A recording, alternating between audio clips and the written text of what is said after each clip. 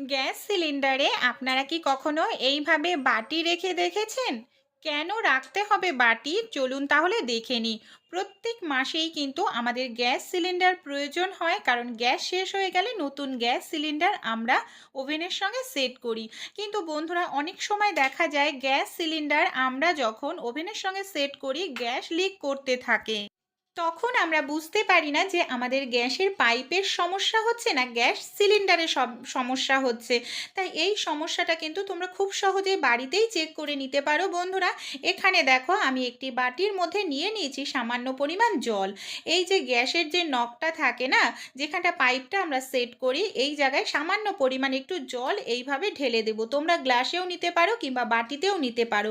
জল ঢালার সঙ্গে সঙ্গে যদি এখান থেকে বাবল উঠতে থাকে তাহলে বুঝতে হবে গ্যাস সিলিন্ডারটা লিক আছে। এখানে দেখো কোনো রকম বাবলস উঠছে না, তাহলে কোনো সিলিন্ডারটা লিক নেই।